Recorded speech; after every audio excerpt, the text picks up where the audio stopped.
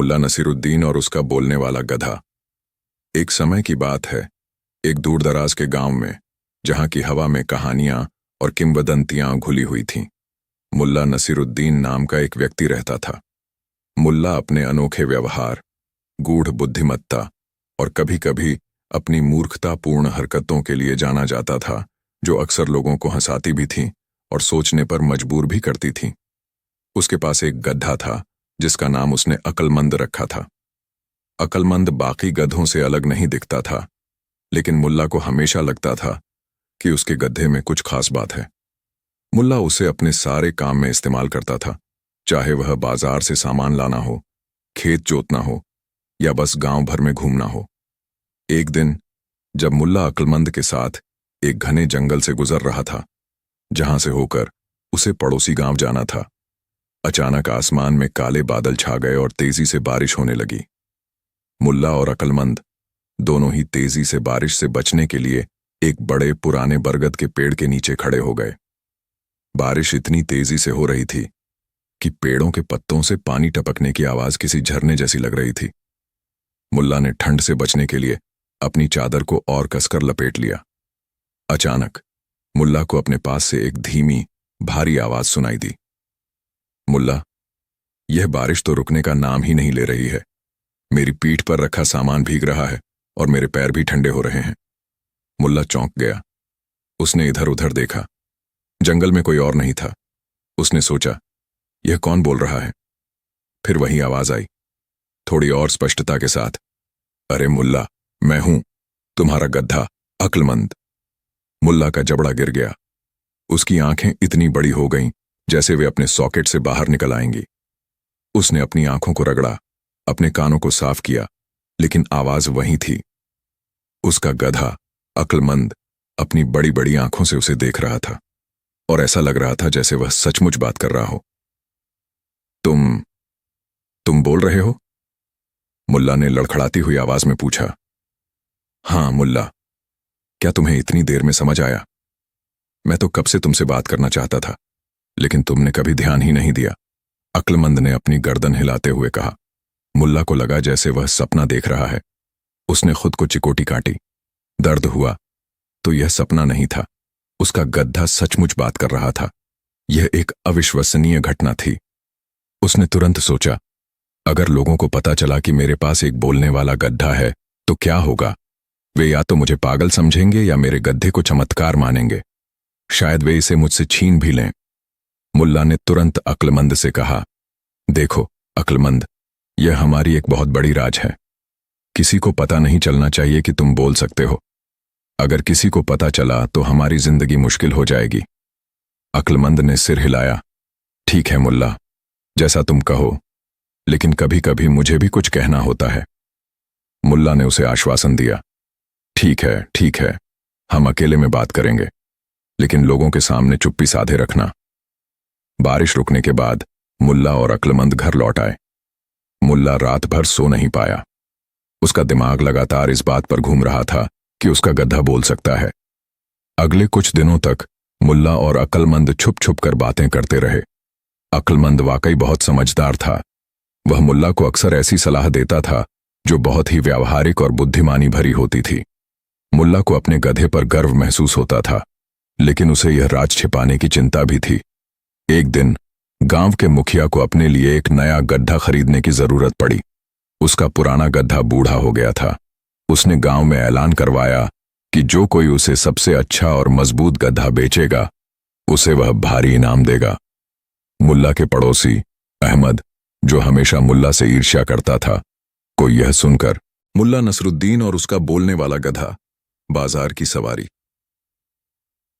गांव के हरे भरे खेतों और छोटी छोटी गलियों के बीच मुल्ला नसरुद्दीन नाम का एक बुद्धिमान और अपने ही विचारों में खोया रहने वाला व्यक्ति रहता था।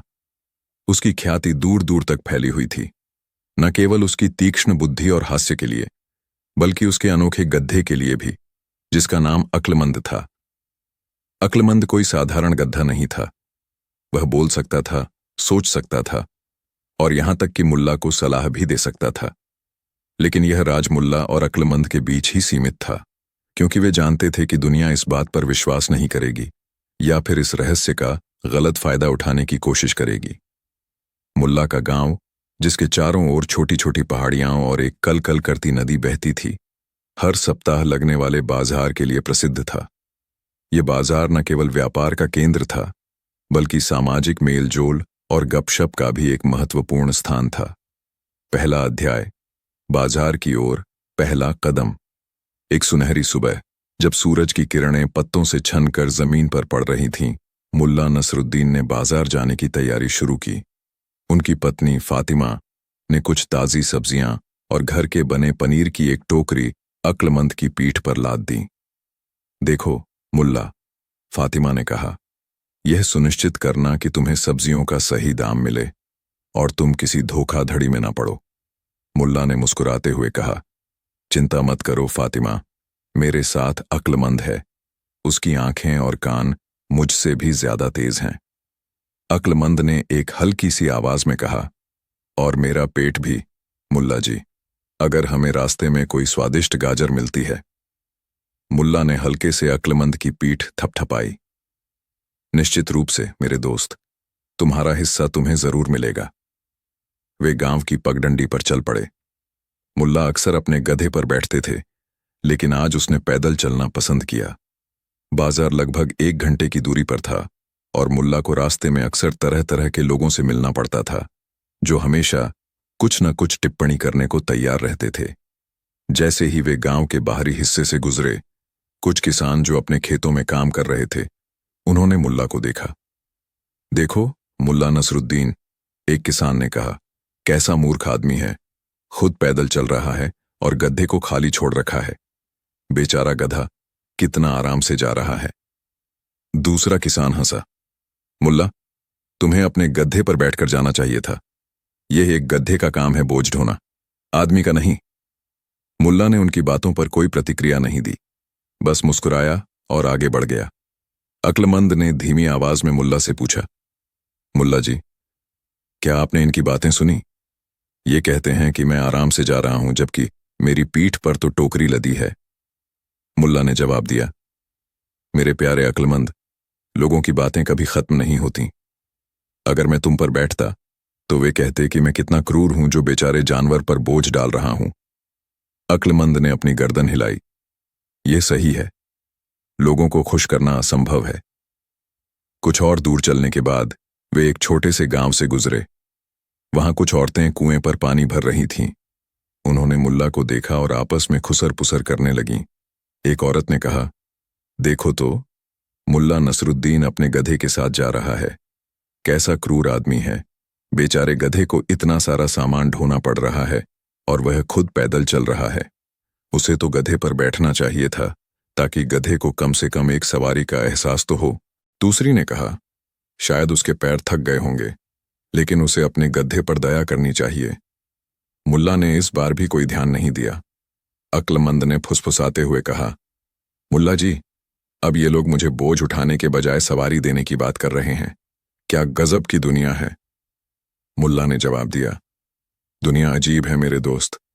लोग हमेशा अपने हिसाब से सोचते हैं, बिना किसी और के नजरिए को समझे। दूसरा अध्याय, मुल्ला का सामाजिक प्रयोग। मुल्ला ने सोचा कि लोगों की यह लगातार टिप्पणी करना कितना निरर्थक है। उसने एक प्रयोग करने का फैसला किया, ताकि लोगों को यह एहसास दिलाया जा सके कि वे हर स्थिति में आलोचना करेंगे। अक्लमंद, मुल्ला ने कहा, हमारा रास्ता अभी बहुत लंबा है।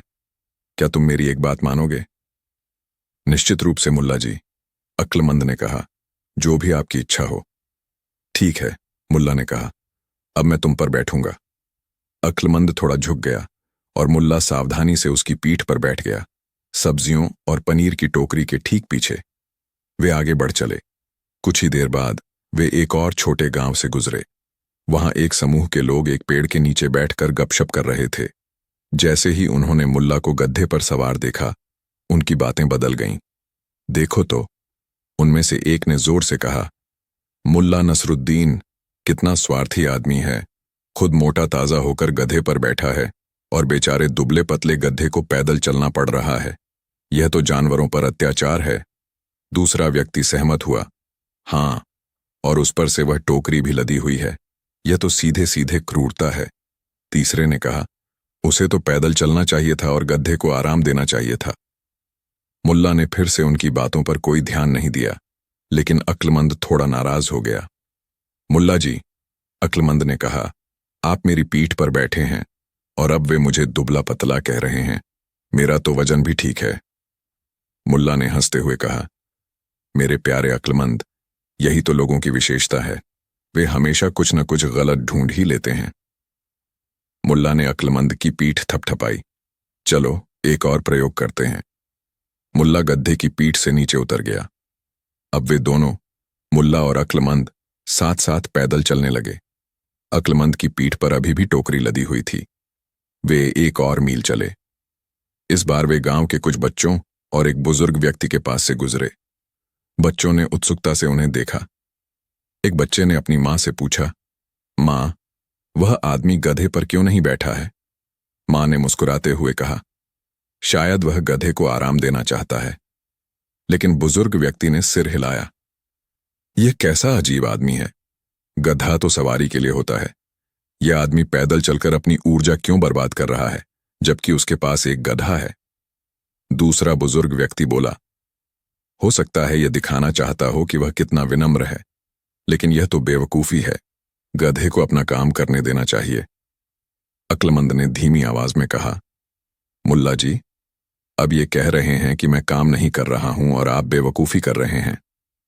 मुल्ला ने मुस्कुराते हुए कहा, देखा अक्लमंद, तुम चाहे कुछ भी करो, लोग हमेशा कुछ न कुछ कहेंगे। इससे कोई फर्क नहीं पड़ता कि तुम क्या करते हो। उन्होंने आगे चलना जारी रखा और मुल्ला ने सोचा कि अब वह इस सामाजिक प्रयोग को एक और कदम आगे ले जाएगा।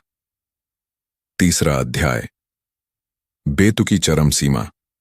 मुल्ला ने सोचा कि यदि लोग हर स्थिति में आलोचना करते हैं, तो क्यों न उन्हें कुछ ऐसा दिया जाए जिसकी वे वास्तव में आलोचना कर सकें। उन्होंने अक्लमंद से कहा, अक्लमंद, अब हम एक ऐसा काम करेंगे जिससे लोग पूरी तरह हैरान हो जाएंगे और उनके पास कहने के लिए कुछ खास बचेगा। क्या करने वाले हैं मुल्ला जी? अक्लमंद ने उत्सुकता से पूछा। हम दोनों एक साथ तुम्हारी पीठ पर चढ़ेंगे, मुल्ला ने कहा। मतलब मैं तुम्हारी पीठ पर बैठूंगा और तुम भी मेरी पीठ पर बैठोगे। अक्लमंद ने अपनी आंखें बड़ी कीं। क्या ये कैसे संभव है मुल्ला जी? मैं तो एक गड्ढा हूं। मुल्ला ने हंसते हुए कहा, हां, ये थोड़ा बेतुका लगेगा, लेकिन यही तो हमारा मकसद है। हम लोगों को यह दिखाएंगे कि उनकी आलोचनाएं कितनी बेतुकी होती हैं। मुल्ला ने अक्लमंद को अपनी पीठ पर चढ़ने में मदद की। यह एक मुश्किल काम था और दोनों एक दूसरे पर लड़खड़ा रहे थे। आखिरकार मुल्ला ने अक्लमंद को अपनी पीठ पर एक अजीबो-गरीब मुद्रा में बिठाया, जिसमें अक्लमंद के पैर मुल्ला के कंधों पर थे और वह मुल्ला के सिर के ऊपर से झांक रहा था, जबकि मुल्ला गधे के सामान की टोकरी पकड़े हुए था। यह दृश्य वास्तव में हास्यास्पद था। जैसे ही वे बाजार के पास पहुंचे, लोगों ने उन्हें इस अजीबोगरीब स्थिति में देखा। बाजार में हलचल मच गई। लोग चिल्लाने लगे, हंसने लगे और कुछ तो हैरान होकर अपनी आंखें मलने लगे। देखो, देखो, एक व्यापारी ने जोर से कहा, मुल्ला नसरुद्दीन, ये क्या पागलपन है? एक औरत ने चिल्लाकर कहा, एक आदमी अपने गधे को अपनी पीठ पर लाद कर ले जा रहा है। मैंने अपने जीवन में ऐसा कभी नहीं देखा। एक अन्य व्यक्ति ने कहा, यह तो जरूर पागल हो गया है, इसे अस्पताल ले जाना चाहिए। अक्लमंद ने मुल्ला के कान में फुसफुसाया, मुल्ला जी, अब तो सब हमें पागल कह रहे हैं। मुल्ला ने मुस्कुराते हुए कहा, हां मेरे दोस्त, लेकिन कम से कम अब उनकी आलोचना का एक वास्तविक आधार तो है। यह तो वास्तव में बेवकूफी भरा काम है। भीड़ उनके चारों ओर इकट्ठा हो गई। लोग उन पर हंस रहे थे, चिल्ला रहे थे और उन पर उंगलियां उठा रहे थे। तभी एक बुद्धिमान दिखने वाला बूढ़ा आदमी, जो गांव का सरपंच भी था, भीड़ में से आगे आया। उसने मुल्ला को इस अजीबोगरीब स्थिति में देखकर पहले तो अपनी हंसी रोकी, फिर गंभीर होकर बोला, मुल्ला नसरुद्दीन, यह क्या तमाशा है? तुम ऐसा बेवकूफी भरा काम क्यों कर रहे हो? मुल्ला ने बड़ी शांति से अपनी पीठ पर बैठे अक्लमंद के साथ खड़े होकर कहा, सरपंच जी, मैं बस यह जानने की कोशिश कर रहा था कि लोगों को कैसे खुश किया जाए। जब मैं पैदल चलता था और मेरा गधा खाली था, तो लोगों ने कहा कि मैं मूर्ख हूं। जब मैं गधे पर बैठा और वह पैदल चला तो उन्होंने कहा कि मैं क्रूर हूं। जब हम दोनों पैदल चले तो उन्होंने कहा कि मैं अपनी ऊर्जा बर्बाद कर रहा हूं। मुल्ला ने एक गहरी सांस ली। तो मैंने सोचा, क्यों ना कुछ ऐसा किया जाए जिससे उनकी आलोचना का एक सच्चा आधार हो। यह तो वास्तव में बेतुका है और अब वे सभी इस बात पर सहमत हैं कि मैं मूर्ख हूं। सरपंच और वहां मौजूद लोग मुल्ला की बात सुनकर सोचने पर मजबूर हो गए। उन्हें एहसास हुआ कि मुल्ला नसरुद्दीन ने कितनी बुद्धिमानी से उनकी लगातार आलोचना करने की प्रवृत्ति पर प्रकाश डाला था। लोग चाहे कुछ भी करें, कोई ना कोई हमेशा उनकी आलोचना करेगा। सरपंच ने धीरे से कहा, मुल्ला, तुमने हमें एक महत्वपूर्ण सबक सिखाया है। हम हमेशा दूसरों की आलोचना करते रहते हैं, बिना यह सोचे कि वे क्या कर रहे हैं और क्यों कर रहे हैं। यह सही है, लोगों को खुश करना असंभव है। मुल्ला ने धीरे से अक्लमंद को अपनी पीठ से नीचे उतारा और अक्लमंद एक बार फिर अपनी 4 पैरों पर खड़ा हो गया। मुल्ला ने अपनी पीठ सीधी की। चौथा अध्याय, बाजार का दिन और अक्लमंद की समझदारी। बाजार में अब एक अलग तरह का माहौल था। लोग मुल्ला और अक्लमंद के आसपास इकट्ठे हो गए थे, लेकिन अब वे आलोचना करने के बजाय उत्सुकता से सुन रहे थे। मुल्ला ने अपनी सब्जियों और पनीर को बेचने के लिए एक जगह चुनी। अक्लमंद उसके बगल में शांति से खड़ा था, लेकिन उसकी आंखें और कान पूरे बाजार की गतिविधियों पर थे। एक धनी व्यापारी जिसका नाम सुल्तान था, मुल्ला के पास आया। वह अपनी कंजूसी और लोगों को धोखा देने के लिए जाना जाता था। मुल्ला साहब, सुल्तान ने मीठी आवाज में कहा, मैंने सुना है कि आपका पनीर बहुत स्वादिष्ट है। मैं 1 किलो लेना चाहूंगा। मुल्ला ने पनीर तोला और सुल्तान को दिया। सुल्तान ने पनीर को देखा और कहा, मुल्ला साहब, मुझे लगता है कि यह थोड़ा कम है। क्या आप थोड़ा और नहीं डाल सकते? मुल्ला ने मुस्कुराते हुए कहा, सुल्तान भाई, मैं हमेशा सही मात्रा में देता हूं। मेरे तराजू सही हैं। सुल्तान ने अपनी जेब से कुछ सिक्के निकाले और मुल्ला को दिए। मुल्ला ने सिक्के गिने। सुल्तान भाई, मुल्ला ने कहा, यह तो कम पैसे हैं। सुल्तान ने आंखें चमकाते हुए कहा, नहीं नहीं मुल्ला साहब, यह बिल्कुल सही है। आपको शायद गिनने में गलती हुई होगी। मुल्ला को पता था कि सुल्तान झूठ बोल रहा है। उसने अक्लमंद की ओर देखा। अक्लमंद ने धीमी आवाज में कहा, मुल्ला जी, सुल्तान की जेब में एक और सिक्का है जो वह छिपाने की कोशिश कर रहा है। मुल्ला ने थोड़ा झुककर अक्लमंद के कान में फुसफुसाया, क्या तुम निश्चित हो? अक्लमंद ने अपनी गर्दन हिलाई। मुल्ला ने फिर सुल्तान की ओर देखा। सुल्तान भाई, क्या आपने अपनी सारी जेबें देख ली हैं? कभी कभी सिक्के गिर जाते हैं और हमें पता नहीं चलता। सुल्तान घबरा गया। नहीं मुल्ला साहब, मेरे पास बस यही पैसे हैं। मुल्ला ने अपनी टोपी थोड़ी तिरछी की और कहा, मुझे लगता है कि आपका गधा आपसे ज्यादा समझदार है सुल्तान भाई। क्या आपको नहीं लगता कि वह जानता होगा कि आपकी जेब में क्या है? सुल्तान ने मुल्ला की बात का अर्थ नहीं समझा, लेकिन उसे लगा कि मुल्ला कुछ जानता है। वह डर गया कि कहीं उसका राज न खुल जाए। उसने जल्दी से अपनी दूसरी जेब में हाथ डाला और एक और सिक्का निकाला। अरे, ये तो यहां गिर गया था, सुल्तान ने झूठी मासूमियत से कहा। मुल्ला ने सिक्का लिया और मुस्कुराया। देखा सुल्तान भाई, कभी कभी हमारा अपना गधा भी हमें सही रास्ता दिखा देता है। सुल्तान शर्मिंदा होकर चला गया और बाजार में मुल्ला की चतुराई की फिर से चर्चा होने लगी। जैसे जैसे दिन ढलता गया, बाजार में एक और समस्या उत्पन्न हो गई। 2 पड़ोसियों, हसन और अली, के बीच एक भेड़ को लेकर झगड़ा हो गया था। हसन का कहना था कि भेड़ उसकी है, जबकि अली का कहना था कि भेड़ उसकी है। कोई भी इस गुत्थी को सुलझा नहीं पा रहा था। गांव के एक सिपाही ने मुल्ला को देखा और उनके पास आया। मुल्ला साहब, क्या आप इस झगड़े को सुलझाने में मदद कर सकते हैं? ये दोनों अपनी अपनी बात पर अड़े हुए हैं। मुल्ला ने दोनों पुरुषों को सुना। हसन ने कहा, यह भेड़ मेरे बाड़े में कल रात से थी, इसलिए यह मेरी है। अली ने कहा, नहीं, ये मेरी भेड़ है, ये बस हसन के बाड़े में भटक गई थी। कोई सबूत नहीं था और दोनों की कहानियां काफी मिलती जुलती थीं। मुल्ला को समझ में नहीं आ रहा था कि क्या किया जाए। उसने अक्लमंद की ओर देखा। अक्लमंद ने भेड़ को ध्यान से देखा, फिर दोनों पुरुषों को देखा। मुल्ला जी, अक्लमंद ने धीमी आवाज में फुसफुसाया, भेड़ को उन दोनों के बीच छोड़ दें और देखें कि वह किसकी ओर जाती है। मुल्ला ने अक्लमंद के कान में फुसफुसाया, लेकिन अगर वह किसी की ओर नहीं गई तो क्या होगा? अक्लमंद ने जवाब दिया, एक असली मालिक की आवाज और गंध को जानवर पहचान लेता है। मुल्ला ने सिपाही से कहा, ठीक है, मैं इस गुत्थी को सुलझाने की कोशिश करता हूं। भेड़ को इन दोनों पुरुषों के बीच छोड़ दो। सिपाही ने भेड़ को हसन और अली के बीच छोड़ दिया। दोनों पुरुष भेड़ को अपनी ओर बुलाने लगे, लेकिन भेड़ वहीं खड़ी रही, असमंजस में। मुल्ला ने एक विचार किया। उसने अक्लमंद की पीठ पर बंधी टोकरी से एक ताजी गाजर निकाली। उसने गाजर को भेड़ के सामने रखा। भेड़ ने गाजर को देखा और उसकी ओर बढ़ने लगी। जैसे ही वह गाजर के करीब पहुंची, मुल्ला ने गाजर को थोड़ा सा अली की ओर खिसका दिया। भेड़ बिना सोचे समझे अली की ओर बढ़ गई और उसकी धोती के पास खड़ी हो गई, जैसे उसे पता था कि अली उसका मालिक है। अली की आंखों में चमक आ गई। देखा, ये मेरी भेड़ है। हसन का चेहरा पीला पड़ गया। उसे समझ में आ गया कि वह हार गया है। सिपाही और बाजार के लोग हैरान रह गए। मुल्ला ने कैसे यह पता लगा लिया? मुल्ला ने मुस्कुराते हुए कहा, एक जानवर अपने मालिक को जानता है, चाहे वह कहीं भी चला जाए। यह भूख नहीं थी, बल्कि अपनेपन का एहसास था जिसने इसे सही मालिक की ओर खींचा।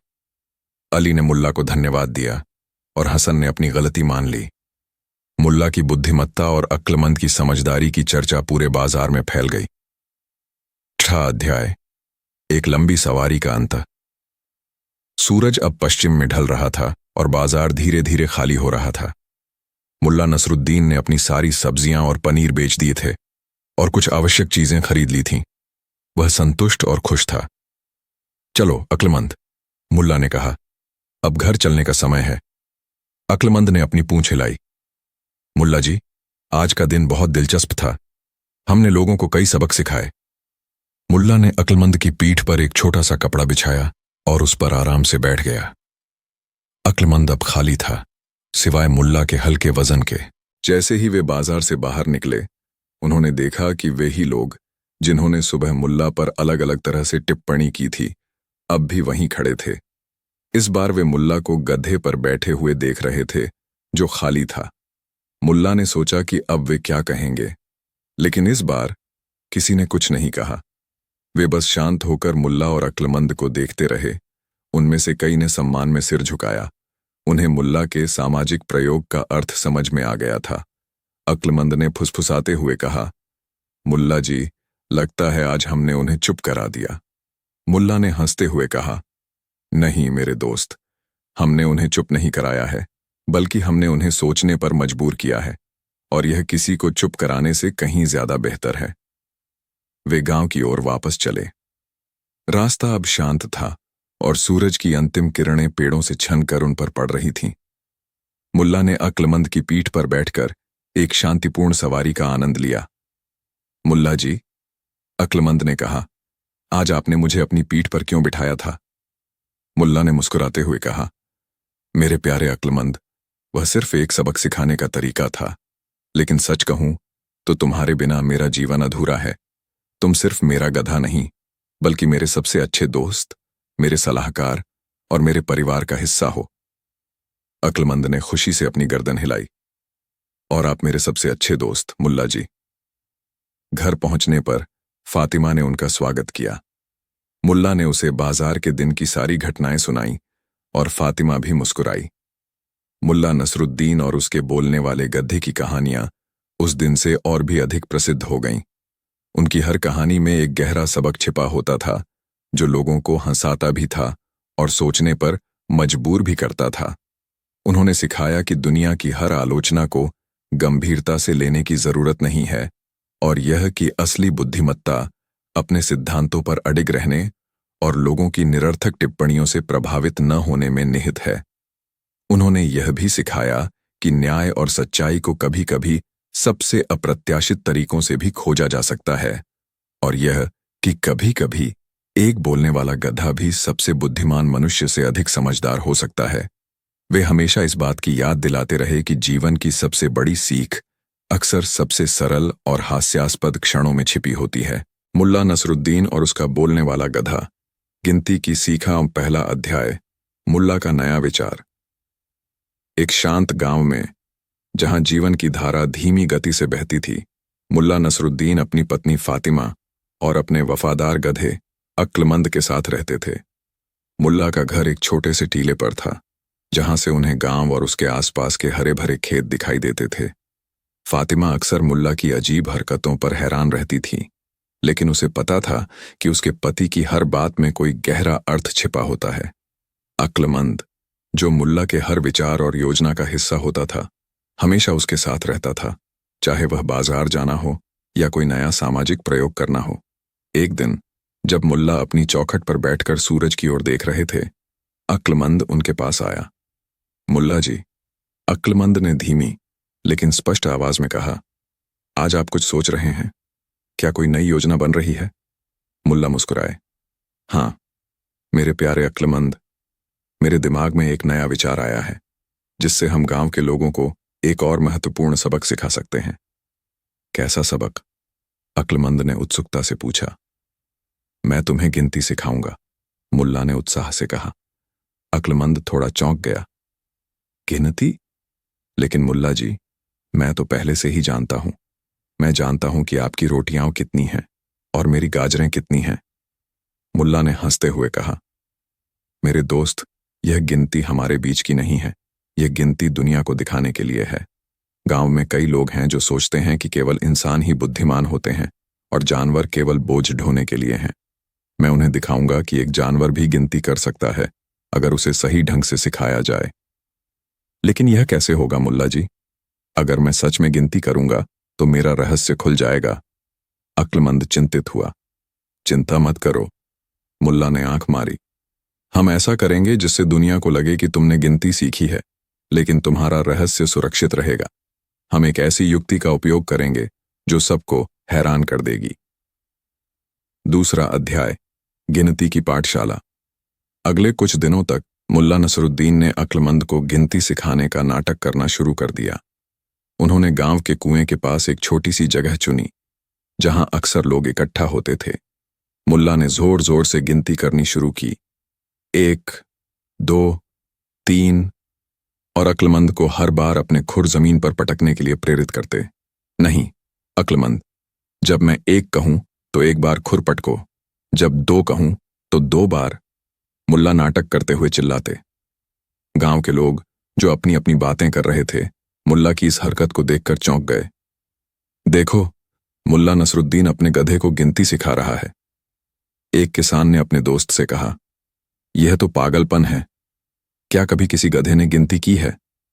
दूसरे ने हंसते हुए कहा।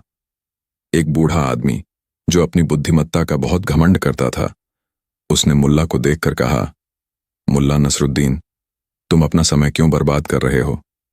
गधा कभी गिनती नहीं सीख सकता। यह तो बस एक जानवर है। मुल्ला ने उसकी ओर मुस्कुराते हुए देखा। आपकी बात सही हो सकती है दादाजी, लेकिन मैं कोशिश तो कर सकता हूं। आखिर कोशिश करने में क्या बुराई है? मुल्ला ने अपनी गिनती की पाठशाला रोजाना लगानी शुरू कर दी। वह लकड़ी के कुछ टुकड़े लेकर आते और उन्हें जमीन पर रखते। देखो अक्लमंद, यह 1 है। मुल्ला एक लकड़ी का टुकड़ा उठाते। अब तुम इसे पहचानो और 1 बार खुर पटको। अक्लमंद मुल्ला के संकेतों को समझता हुआ 1 बार खुर पटकता। शाबाश, मुल्ला चिल्लाते, जैसे उसने कोई बहुत बड़ी उपलब्धि हासिल की हो। फिर मुल्ला 2 टुकड़े उठाते और अक्लमंद 2 बार खुर पटकता।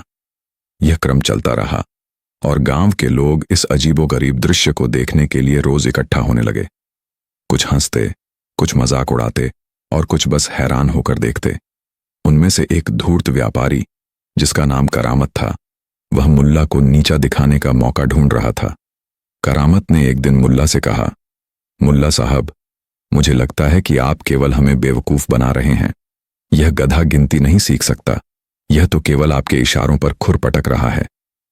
मुल्ला ने मुस्कुराते हुए कहा, करामत भाई, आपको जो लगता है वह आपकी राय है, लेकिन मैं जानता हूं कि मेरा अक्लमंद बहुत बुद्धिमान है। जल्द ही वह आपको अपनी बुद्धिमत्ता का प्रमाण देगा। करामत ने उपहास किया। ठीक है, हम देखेंगे। लेकिन अगर यह गधा गिनती नहीं कर पाया तो आपको हमारे गांव से बाहर जाना होगा। मुल्ला ने इस चुनौती को स्वीकार कर लिया। ठीक है, और अगर यह गिनती कर पाया तो आप मुझे एक सोने का सिक्का देंगे। करामत मान गया, क्योंकि उसे पूरा विश्वास था कि एक गधा कभी गिनती नहीं कर सकता। तीसरा अध्याय, परीक्षा का दिन। एक सप्ताह बाद गांव में मुल्ला नसरुद्दीन और अक्लमंद की गिनती की परीक्षा का दिन आ गया। पूरा गांव पंचायत घर के सामने इकट्ठा हो गया था। सरपंच, गांव के बुजुर्ग और करामत व्यापारी भी वहां मौजूद थे। मुल्ला ने अक्लमंद को एक तरफ खड़ा किया। सरपंच ने कहा, मुल्ला नसरुद्दीन, क्या आपका गधा आज गिनती करने के लिए तैयार है? मुल्ला ने आत्मविश्वास से कहा, जी हां सरपंच जी, मेरा अक्लमंद पूरी तरह से तैयार है। करामत ने आगे बढ़कर कहा, ठीक है, मैं इस गधे की परीक्षा लूंगा। मैं इसके सामने कुछ सेब रखूंगा और इसे उनकी गिनती करनी होगी। मुल्ला ने सहमति में सिर हिलाया। करामत ने एक टोकरी से एक सेब निकाला और उसे जमीन पर रखा। ये कितने हैं गधे? उसने उपहास करते हुए कहा। अक्लमंद ने मुल्ला की ओर देखा, जिसने उसे एक हल्का सा संकेत दिया। अक्लमंद ने एक बार अपना खुर पटका। एक, मुल्ला ने जोर से कहा। गांव वाले हैरान रह गए। यह तो वाकई गिनती कर रहा है, एक व्यक्ति ने फुसफुसाया। करामत थोड़ा घबराया, लेकिन उसने सोचा कि यह तो केवल एक संयोग है। उसने एक और सेब रखा। अब कितने हैं? अक्लमंद ने फिर से मुल्ला की ओर देखा और मुल्ला ने उसे एक और संकेत दिया। अक्लमंद ने 2 बार खुर पटका। 2, मुल्ला ने चिल्लाया। लोगों की तालियां गूंज उठीं। करामत का चेहरा पीला पड़ गया। करामत ने एक और सेब रखा। अब कितने हैं? अक्लमंद ने 3 बार खुर पटका। 3, मुल्ला ने घोषणा की। भीड़ में उत्साह बढ़ता जा रहा था। करामत की हालत खराब होती जा रही थी। उसने देखा कि मुल्ला की चाल सफल हो रही है, लेकिन करामत हार मानने वाला नहीं था। उसने एक शरारती विचार सोचा। उसने टोकरी से एक बड़ा सा कद्दू निकाला और उसे सेबों के बगल में रखा। अब बताओ गधे, ये कुल कितने फल हैं? करामत ने चुनौती भरे लहजे में कहा। अक्लमंद ने कद्दू की ओर देखा, फिर मुल्ला की ओर। मुल्ला ने अक्लमंद को कोई संकेत नहीं दिया। अक्लमंद शांत खड़ा रहा। करामत हंसने लगा। देखा, यह गधा केवल सेबों को ही जानता है, कद्दू को नहीं। यह गिनती नहीं कर सकता। भीड़ में फुसफुसाहट शुरू हो गई।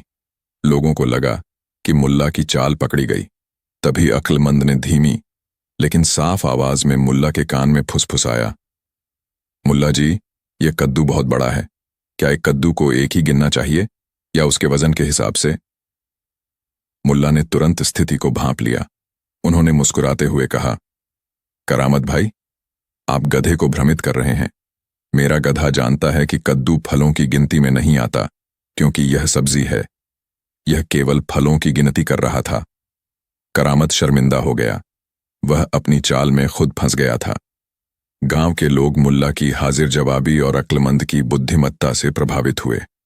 सरपंच ने कहा, मुल्ला नसरुद्दीन, तुमने फिर से हमें हैरान कर दिया है। तुम्हारा गधा वाकई गिनती कर सकता है और वह यह भी जानता है कि क्या गिनना है और क्या नहीं। करामत को अपनी हार माननी पड़ी और उसने मुल्ला को एक सोने का सिक्का दिया। मुल्ला ने उस सिक्के को खुशी खुशी अपनी जेब में रख लिया। चौथा अध्याय, एक नया छात्र और अक्लमंद की सीख। मुल्ला नसरुद्दीन की इस घटना के बाद उनके गधे अक्लमंद की गिनती करने की क्षमता की खबर पूरे क्षेत्र में फैल गई। लोग दूर दूर से अक्लमंद को देखने और उसकी गिनती को सुनने आने लगे। मुल्ला ने इस लोकप्रियता का उपयोग लोगों को जीवन के गहरे सबक सिखाने के लिए किया। एक दिन गांव का एक युवा, जिसका नाम फरीद था, मुल्ला के पास आया। फरीद बहुत लालची और आलसी था। वह हमेशा दूसरों की मेहनत से लाभ उठाना चाहता था। मुल्ला साहब, फरीद ने कहा, मैंने सुना है कि आपका गधा गिनती कर सकता है। क्या आप इसे मुझे भी सिखा सकते हैं? मैं अपने बाजार में इसका उपयोग करके बहुत सारा पैसा कमाऊंगा। मुल्ला ने मुस्कुराते हुए कहा, जरूर फरीद, मैं तुम्हें गिनती सिखाऊंगा और मेरा गधा तुम्हारी मदद करेगा, लेकिन इसकी एक शर्त है। क्या शर्त है? फरीद ने उत्सुकता से पूछा। तुम्हें मेरे साथ रहकर 1 सप्ताह तक मेरे हर काम में हाथ बंटाना होगा, मुल्ला ने कहा, और तुम्हें रोजाना सुबह जल्दी उठकर मेरे गधे को चारा खिलाना होगा और उसे साफ करना होगा। फरीद को यह सुनकर थोड़ा अजीब लगा, लेकिन पैसे कमाने के लालच में वह मान गया। उसने सोचा कि 1 सप्ताह की मेहनत के बाद वह अक्लमंद की गिनती करने की कला सीख जाएगा और अमीर बन जाएगा। फरीद ने मुल्ला के साथ रहना शुरू किया। मुल्ला उसे खेतों में काम करने ले जाते, बाजार में मदद कराते और गांव के छोटे मोटे कामों में लगाते। हर सुबह फरीद को अक्लमंद को चारा खिलाना पड़ता, उसे साफ करना पड़ता और उसे पानी पिलाना पड़ता। पहले तो फरीद को यह सब बहुत मुश्किल लगा, लेकिन धीरे धीरे उसे यह काम करने में एक अजीब सा संतोष मिलने लगा। मुल्ला ने फरीद को अक्लमंद के सामने गिनती करने के लिए कहा। 1, 2, 3। फरीद जोर से बोलता और अक्लमंद मुल्ला के संकेतों पर खुर पटकता। फरीद ने कई दिनों तक मुल्ला को अक्लमंद के साथ काम करते देखा। उसने देखा कि मुल्ला कैसे अक्लमंद को विभिन्न वस्तुओं की पहचान कराते हैं और कैसे अक्लमंद उनके इशारों को समझता है। फरीद को यह सब बहुत जटिल लगा। एक दिन फरीद ने मुल्ला से पूछा, मुल्ला साहब, मुझे लगता है कि मैं यह कभी नहीं सीख पाऊंगा। यह गधा इतना बुद्धिमान कैसे है कि यह गिनती कर लेता है, जबकि मैं इतनी कोशिश के बाद भी इसे समझ नहीं पा रहा हूं। मुल्ला ने मुस्कुराते हुए कहा, फरीद, अक्लमंद की बुद्धिमत्ता केवल गिनती करने में नहीं है, बल्कि वह तुम्हें कुछ और सिखा रहा है। फरीद हैरान हो गया। क्या सिखा रहा है? वह तुम्हें मेहनत करना, ईमानदारी से काम करना और दूसरों के प्रति दयालु होना सिखा रहा है। मुल्ला ने कहा, तुमने देखा कि कैसे तुमने इस 1 सप्ताह में कड़ी मेहनत की है, कैसे तुमने इस गधे की सेवा की है। ये सब तुम्हें एक बेहतर इंसान बना रहा है। फरीद ने अपनी जिंदगी में पहली बार इस बात पर विचार किया। उसे एहसास हुआ कि मुल्ला नसरुद्दीन ने उसे केवल गिनती सिखाने का वादा करके उसे जीवन के सच्चे मूल्यों की ओर धकेला था। 5वां अध्याय, चोरी का हिसाब और अक्लमंद का न्याय। कुछ समय बाद गांव में एक चोरी हो गई। एक गरीब विधवा, जिसके पास कुछ ही भेड़ें थीं, उसकी 2 भेड़ें रात में चोरी हो गईं। गांव में सब बहुत दुखी थे, क्योंकि विधवा का गुजारा उन्हीं भेड़ों से होता था। पुलिस ने चोरों को खोजने की बहुत कोशिश की, लेकिन उन्हें कोई सुराग नहीं मिला। गांव के लोग मुल्ला नसरुद्दीन के पास आए और उनसे मदद मांगी। मुल्ला साहब, विधवा ने रोते हुए कहा, मेरी भेड़ें चोरी हो गईं, अब मेरा क्या होगा? मुल्ला ने उसे दिलासा दिया, चिंता मत करो बहन, मेरा अक्लमंद तुम्हारी मदद करेगा। मुल्ला ने अक्लमंद को साथ लिया और गांव के चौराहे पर गए। उन्होंने घोषणा की, आज मेरा गधा अक्लमंद चोरों को ढूंढेगा और चोरी हुई भेड़ों की गिनती करेगा। गांव वाले फिर से इकट्ठा हो गए, उत्सुकता से यह देखने के लिए कि मुल्ला क्या करेंगे। मुल्ला ने जमीन पर 10 छोटे पत्थर रखे। अक्लमंद, मुल्ला ने कहा, ये वे संख्याएं हैं जो बताती हैं कि गांव में कितनी चोरी हुई है। अब तुम बताओ कि कितनी भेड़ें चोरी हुई हैं। अक्लमंद ने मुल्ला के इशारे पर 2 बार खुर पटका। 2, मुल्ला ने जोर से कहा। अक्लमंद ने बताया है कि 2 भेड़ें चोरी हुई हैं। यह बात तो सबको पता थी, क्योंकि विधवा की 2 भेड़ें ही चोरी हुई थीं। लेकिन मुल्ला की अगली चाल अधिक महत्वपूर्ण थी। मुल्ला ने अक्लमंद से कहा, अब अक्लमंद, तुम्हें यह बताना होगा कि चोर कहाँ छिपा हुआ है। मुल्ला ने अक्लमंद के कान में कुछ फुसफुसाया। अक्लमंद ने अपनी गर्दन हिलाई और गांव की एक वे। नमस्कार दोस्तों, और स्वागत है आपका हमारे चैनल पर। आज हम आपको एक ऐसी कहानी सुनाने जा रहे हैं जो आपको सोचने पर मजबूर कर देगी और शायद जीवन का एक गहरा रहस्य भी खोल देगी।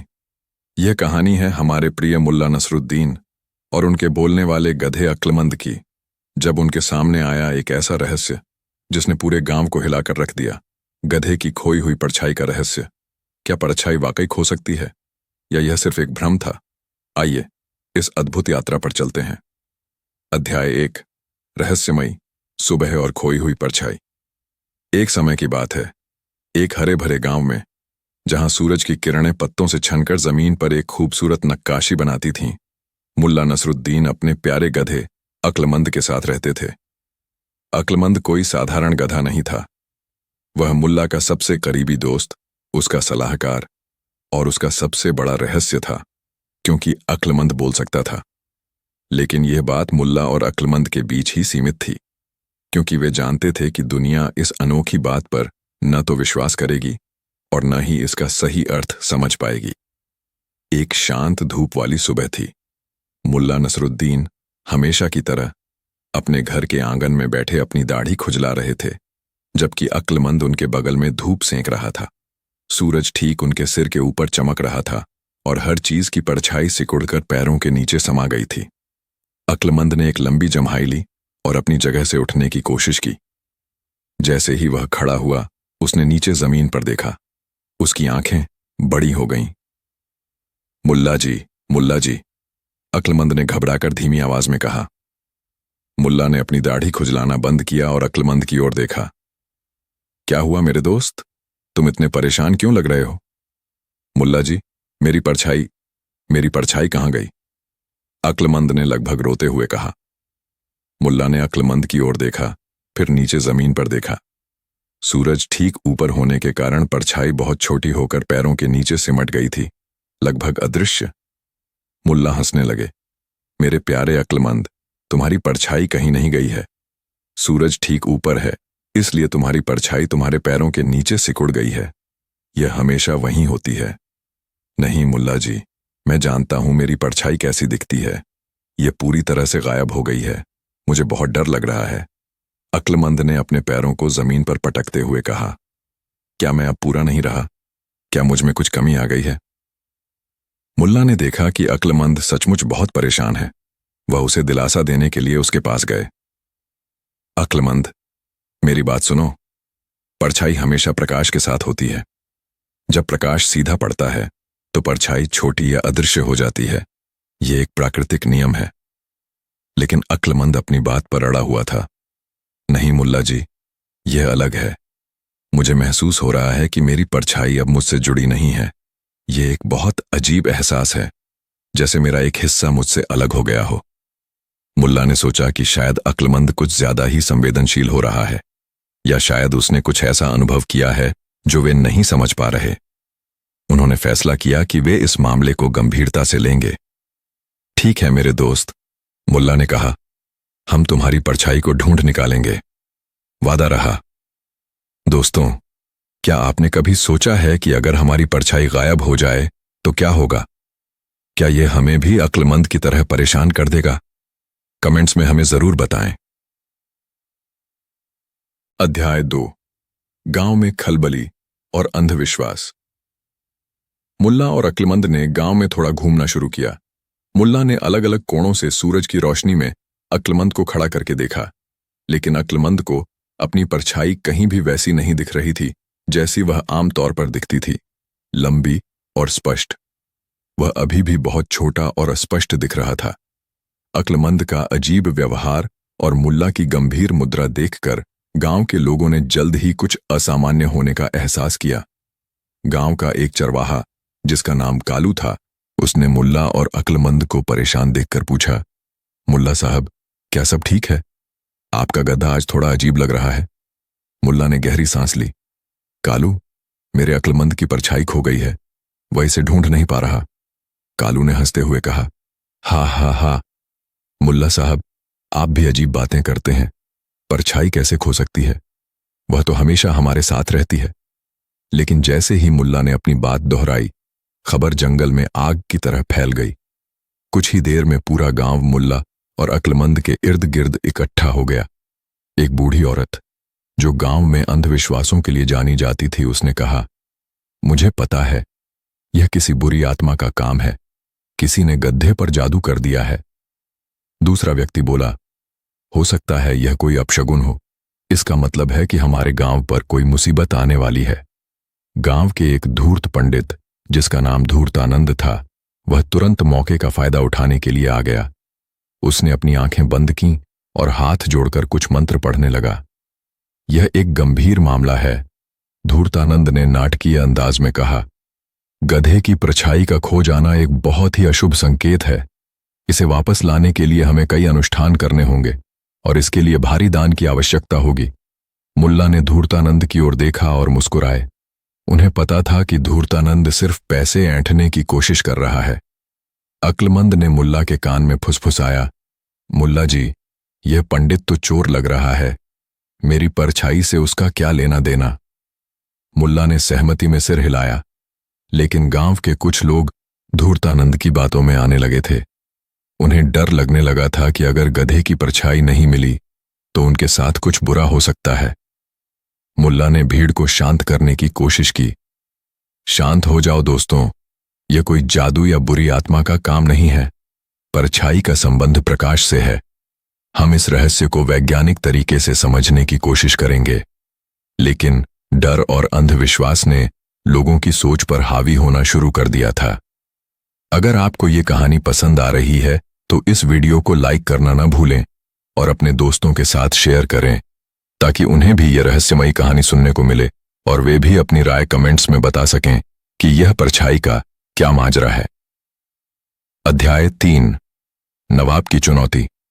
गधे की खोई हुई परछाई की यह अजीबोगरीब खबर जल्द ही पड़ोसी शहर के नवाब तक पहुंच गई।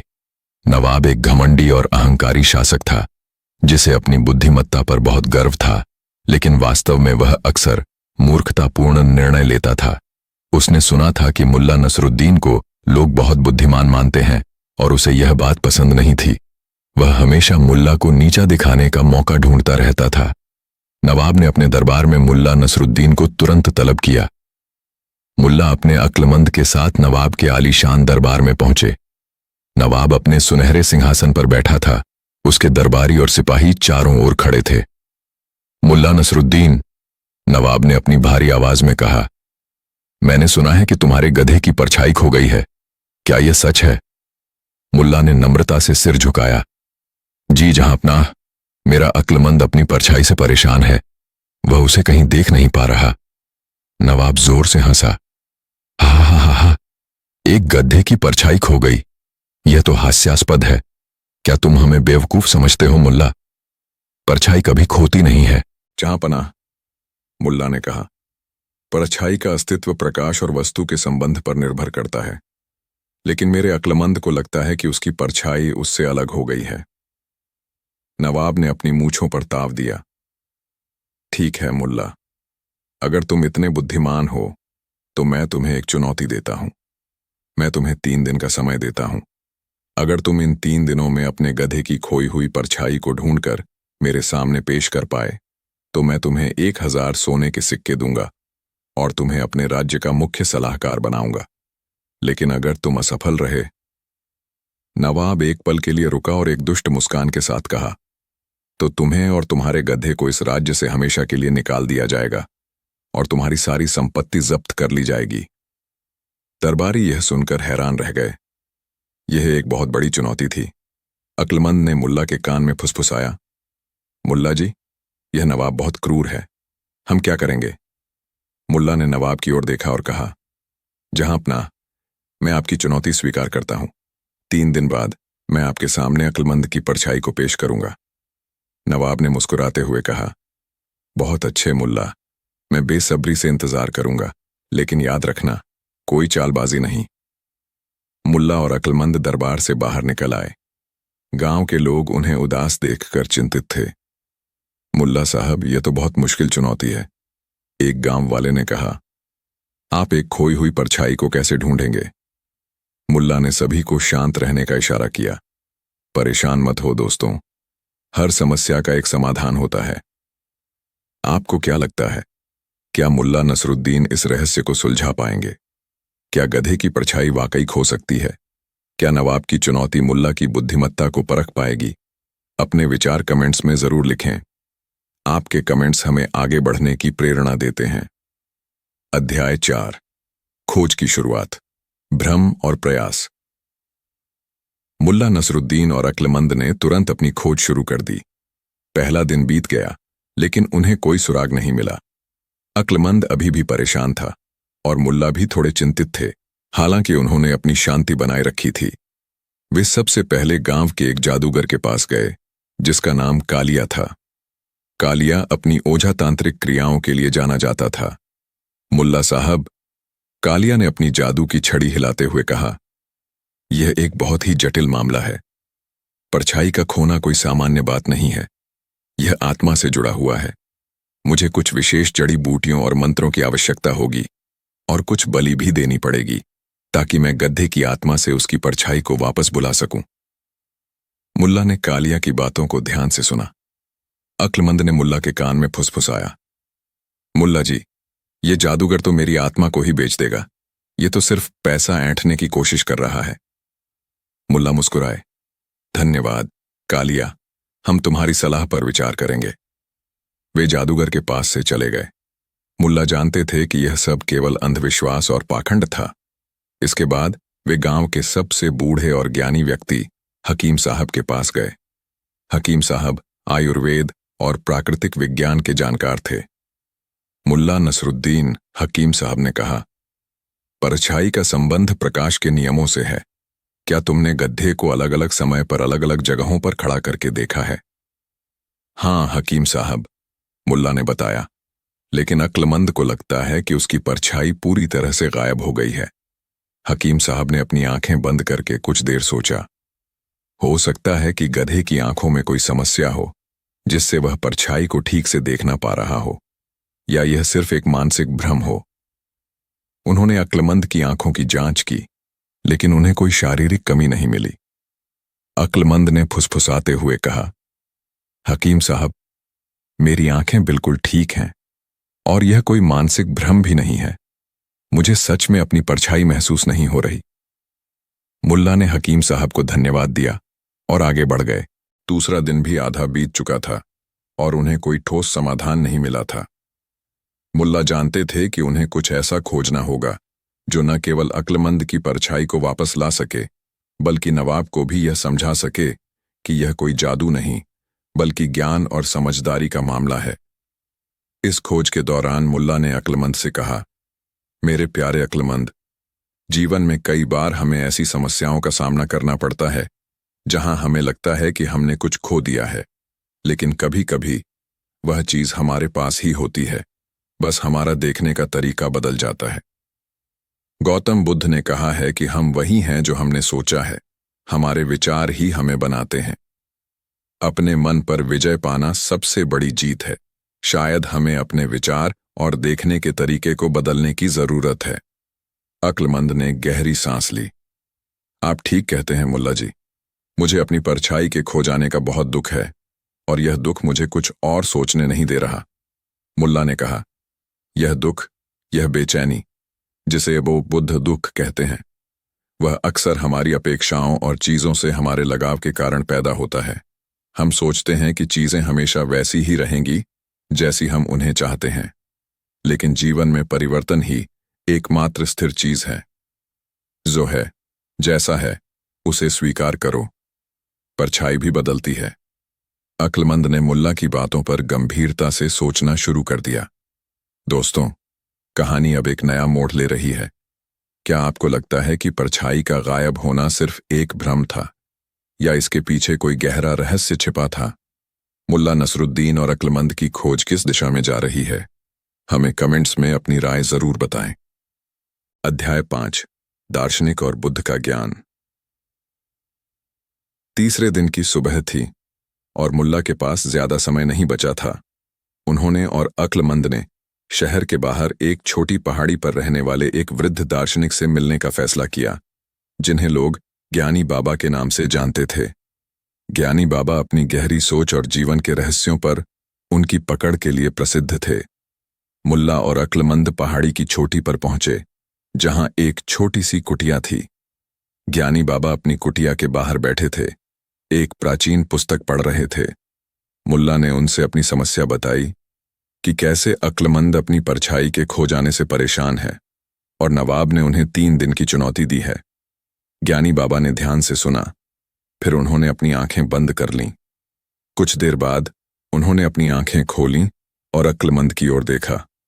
मेरे प्यारे गधे, ज्ञानी बाबा ने शांत आवाज में कहा, तुम अपनी परछाई के खो जाने से इतने दुखी क्यों हो?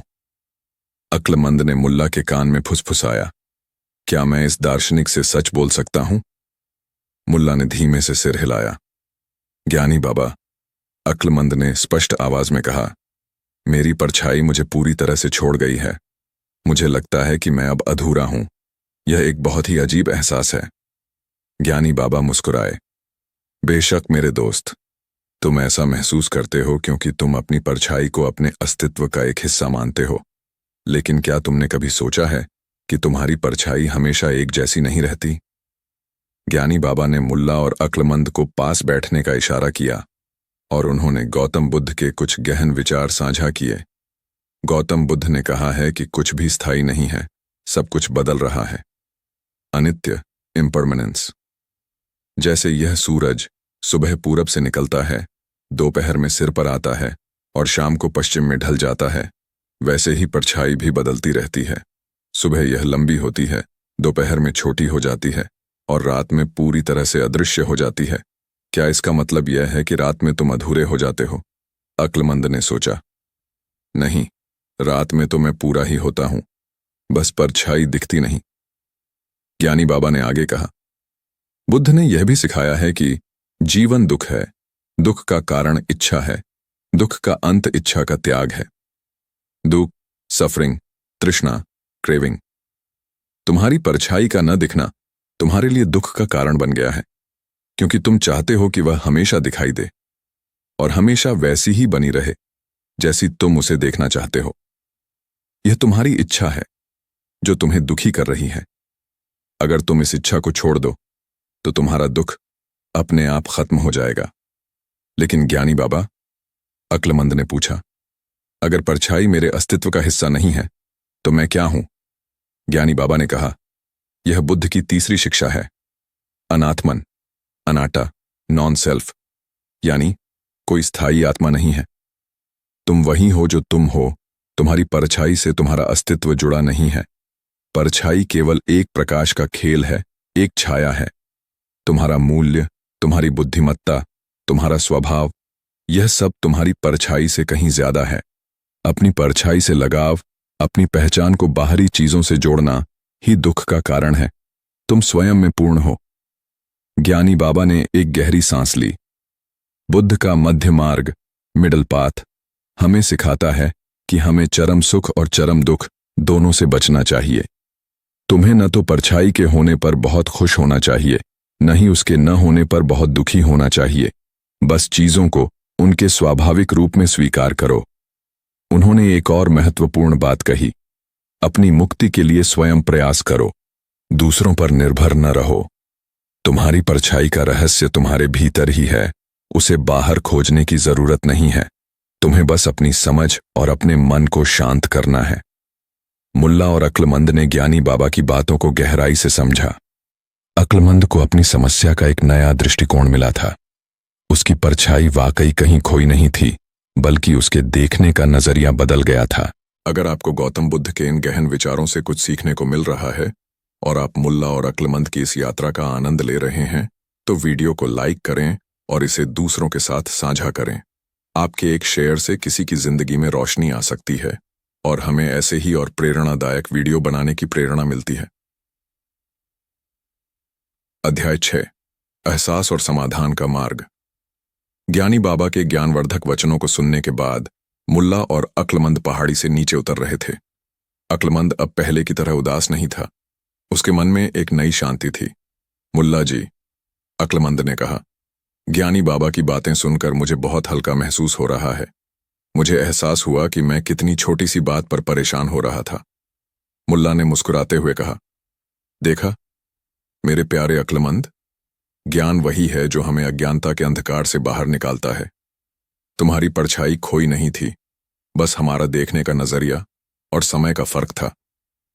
उन्होंने रास्ते में एक खुली जगह देखी जहां सूरज की किरणें एक अलग कोण पर पड़ रही थीं। मुल्ला ने अक्लमंद को उस जगह पर खड़ा किया। सूरज पश्चिम की ओर झुक रहा था और उसकी किरणें तिरछी हो रही थीं। जैसे ही अक्लमंद वहां खड़ा हुआ, उसकी लंबी स्पष्ट परछाई उसके पीछे जमीन पर फैल गई। मेरी परछाई वापस आ गई, अक्लमंद ने खुशी से चिल्लाया। मुल्ला ने हंसते हुए कहा, यह कभी गई ही नहीं थी मेरे दोस्त, यह हमेशा यहीं थी, बस हमें सही समय और सही दृष्टिकोण की तलाश थी। मुल्ला ने समझाया, जब सूरज ठीक सिर के ऊपर होता है तो परछाई बहुत छोटी हो जाती है और पैरों के नीचे सिमट जाती है, जिससे ऐसा लगता है जैसे वह गायब हो गई है। और जब सूरज तिरछा होता है, जैसे सुबह या शाम को, तो परछाई लंबी और स्पष्ट दिखाई देती है। अक्लमंद को अब सब कुछ समझ में आ गया था। उसने अपने दुख और भ्रम को छोड़कर इस वैज्ञानिक तथ्य को स्वीकार कर लिया था। उसने यह भी सीखा कि कैसे किसी भी चीज से अत्यधिक लगाव दुख का कारण बनता है। बुद्ध ने कहा है, सभी मानसिक दुख का मूल अज्ञानता है। अक्लमंद का अज्ञानता ही उसकी परछाई को खोया हुआ मान रहा था। मुल्ला के पास अब न केवल एक समाधान था, बल्कि एक गहरा सबक भी था जो वह नवाब और पूरे गांव को सिखा सकते थे। दोस्तों, कहानी में अब एक बड़ा मोड़ आ रहा है। क्या आप अंदाजा लगा सकते हैं कि मुल्ला और अक्लमंद नवाब के सामने परछाई को कैसे पेश करेंगे? या क्या परछाई वाकई खोई ही नहीं थी, जैसा कि ज्ञानी बाबा ने समझाया? कमेंट्स में बताएं। मुझे पता है आप में से कई लोगों ने सही अंदाजा लगा लिया होगा। अध्याय 7, नवाब के दरबार में अनावरण। अगले दिन चुनौती का अंतिम दिन था। नवाब का दरबार लोगों से खचाखच भरा हुआ था। हर कोई यह देखने के लिए उत्सुक था कि मुल्ला नसरुद्दीन क्या करेंगे। नवाब अपने सिंहासन पर गर्व से बैठा था। उसे विश्वास था कि मुल्ला असफल हो जाएगा। मुल्ला नसरुद्दीन अपने अक्लमंद के साथ दरबार में पहुंचे। अक्लमंद शांत और आत्मविश्वासी दिख रहा था। तो मुल्ला, नवाब ने व्यंग्य भरे लहजे में कहा, क्या तुम अपने गड्ढे की खोई हुई परछाई को ढूंढ पाए, या तुम्हारी सारी बुद्धिमत्ता इस बार तुम्हें धोखा दे गई? मुल्ला ने मुस्कुराते हुए कहा, जहां पनाह, मैंने आपकी चुनौती स्वीकार की थी और मैंने अक्लमंद की परछाई को ढूंढ लिया है। दरबारी फुसफुसाने लगे। नवाब थोड़ा चौंक गया। क्या? कहां है वह परछाई? क्या तुमने उसे किसी बोतल में बंद कर दिया है? नवाब ने उपहास किया। मुल्ला ने अक्लमंद की ओर देखा। जहां पनाह, परछाई कोई ऐसी चीज नहीं है जिसे बोतल में बंद किया जा सके। यह तो प्रकाश का खेल है। मुल्ला ने नवाब से कहा, जहां पनाह, मैं आपसे अनुरोध करता हूं कि आप मेरे अक्लमंद को दरबार के उस खुले हिस्से में खड़े होने दें जहां सूरज की रोशनी ठीक से आती हो, और वहां एक सफेद चादर बिछा दें। नवाब ने सोचा कि यह एक और चाल है, लेकिन उसने अनुमति दे दी।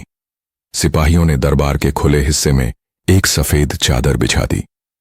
सूरज अब दोपहर के समय से थोड़ा ढल चुका था और उसकी किरणें सीधी नहीं पड़ रही थीं, बल्कि एक कोण पर आ रही थीं। मुल्ला ने अक्लमंद को उस सफेद चादर पर खड़ा किया। जैसे ही अक्लमंद वहां खड़ा हुआ, उसकी लंबी स्पष्ट परछाई चादर पर फैल गई। पूरा दरबार एक पल के लिए शांत हो गया। फिर लोगों ने तालियां बजानी शुरू कर दी। अक्लमंद की परछाई, जो खोई हुई मानी जा रही थी, वह अब स्पष्ट रूप से दिखाई दे रही थी। नवाब हैरान रह गया। यह कैसे संभव है मुल्ला? यह तो सुबह गायब थी। मुल्ला ने नम्रता से कहा, जहां पनाह, परछाई कभी गायब नहीं होती, वह हमेशा होती है। जब सूरज ठीक हमारे सिर के ऊपर होता है तो वह इतनी छोटी हो जाती है कि हमें लगता है कि वह खो गई है, लेकिन जैसे ही सूरज का कोण बदलता है, परछाई लंबी और स्पष्ट हो जाती है। मुल्ला ने आगे कहा, यह सिर्फ एक गलतफहमी थी, एक भ्रम। हम अपनी आंखों से जो देखते हैं, कभी कभी वह पूरा सच नहीं होता। हमें चीजों को समझने के लिए गहराई से सोचना पड़ता है और अलग अलग कोणों से देखना पड़ता है। मुल्ला ने नवाब और दरबारियों को गौतम बुद्ध के विचार समझाए। ज्ञानी बाबा ने हमें सिखाया कि जीवन में सब कुछ परिवर्तनशील है। हमें किसी भी चीज से अत्यधिक लगाव नहीं रखना चाहिए, क्योंकि यही दुख का कारण बनता है। अक्लमंद को अपनी परछाई से इतना लगाव था कि जब वह बदली तो वह दुखी हो गया, लेकिन जब उसने यह स्वीकार किया कि परिवर्तन ही सत्य है, तो उसका दुख खत्म हो गया। अज्ञानता ही सभी दुख का मूल है। हम अक्सर अज्ञानतावश कई चीजों को लेकर परेशान हो जाते हैं। नवाब को अपनी गलती का एहसास हुआ। उसे समझ में आ गया कि उसने मुल्ला को चुनौती देकर खुद को ही मूर्ख साबित किया था। उसने घमंड में आकर एक साधारण सी प्राकृतिक घटना को एक बड़ा रहस्य मान लिया था। मुल्ला नसरुद्दीन, नवाब ने कहा, तुमने मुझे एक बहुत बड़ा सबक सिखाया है। तुम्हारी बुद्धिमत्ता वास्तव में अद्वितीय है। तुमने न केवल गड्ढे की परछाई को वापस लाया, बल्कि तुमने हम सबकी आंखों पर पड़े भ्रम के पर्दे को भी हटा दिया। अध्याय 8, अंतिम सबक और संतोष। नवाब ने मुल्ला को 1000 सोने के सिक्के दिए और उन्हें अपने दरबार का मुख्य सलाहकार घोषित किया। लेकिन मुल्ला ने सिक्के स्वीकार कर लिए और सलाहकार का पद विनम्रता से अस्वीकार कर दिया। जहां अपना, मुल्ला ने कहा, मेरा स्थान मेरे गांव में है, जहां मैं लोगों के बीच रहकर उन्हें जीवन के छोटे छोटे सबक सिखा सकता हूं। मैं चाहता हूं कि लोग खुद सोचें, खुद समझें, न कि किसी पर निर्भर रहें। नवाब ने मुल्ला के फैसले का सम्मान किया। मुल्ला और अक्लमंद अपने गांव लौट आए, जहां उनका एक नायक की तरह स्वागत हुआ। गांव के लोग, जिन्होंने पहले अंधविश्वास और डर में पड़कर परछाई को एक बुरी आत्मा का काम माना था, अब वे मुल्ला की बुद्धिमत्ता और अक्लमंद की समझदारी की प्रशंसा कर रहे थे। धूर्तानंद पंडित, जिसने पैसे ऐंठने की कोशिश की थी, उसे शर्मिंदा होकर गांव छोड़कर जाना पड़ा। उस रात मुल्ला और अक्लमंद अपने घर के आंगन में बैठे थे, तारों भरे आकाश के नीचे। अक्लमंद अब पूरी तरह से शांत और खुश था। मुल्ला जी, अक्लमंद ने कहा, आज मैंने बहुत कुछ सीखा। मैंने सीखा कि परछाई सिर्फ एक परछाई है और मेरा अस्तित्व उससे कहीं ज्यादा है। मुल्ला ने मुस्कुराते हुए कहा, सही कहा मेरे दोस्त। बुद्ध ने कहा है, जीवन में दुख अनिवार्य है, लेकिन दुख का चुनाव वैकल्पिक है। तुमने दुख का चुनाव तब किया था जब तुम अपनी परछाई के न होने से परेशान थे, लेकिन जब तुमने सच्चाई को समझा तो तुमने शांति को चुना। अक्लमंद ने अपनी पूंछ हिलाई। आज मुझे समझ में आया कि सच्चा ज्ञान किताबों में या जादू में नहीं होता, बल्कि सही सोच और स्वीकार्यता में होता है। गौतम बुद्ध की कुछ और जीवन सुधार देने वाली बातें जो हमें इस कहानी से सीखने को मिलती हैं। हमेशा अपने कर्मों का फल भुगतना पड़ता है, इसलिए अच्छे कर्म करो और बुरे कर्मों से बचो। करामत और धूर्तानंद जैसे लोगों को अपने बुरे कर्मों का फल मिला। किसी भी चीज से अत्यधिक आसक्ति दुहक का मूल है। अक्लमंद का अपनी परछाई से लगाव उसे दुखी कर रहा था। मन ही सब कुछ है, तुम जैसा सोचते हो वैसा बन जाते हो। जब अक्लमंद ने सोचा कि उसकी परछाई खो गई है तो वह दुखी हो गया। जब उसने सच्चाई को समझा तो उसे शांति मिली। हजारों बेकार शब्दों से एक शब्द बेहतर है जो शांति लाता है। ज्ञानी बाबा के कुछ शब्द नवाब के अहंकार और गांव के अंधविश्वास पर भारी पड़े। शांति भीतर से आती है, इसे बाहर मत खोजो। अक्लमंद ने परछाई को बाहर खोजा, लेकिन उसे शांति भीतर से ही मिली जब उसने सच्चाई को समझा। मुल्ला नसरुद्दीन और उसके बोलने वाले गधे अक्लमंद की यह कहानी सदियों तक लोगों को प्रेरित करती रही। उन्हें यह सिखाती रही कि जीवन के सबसे बड़े रहस्य अक्सर सबसे सरल चीजों में छिपे होते हैं। और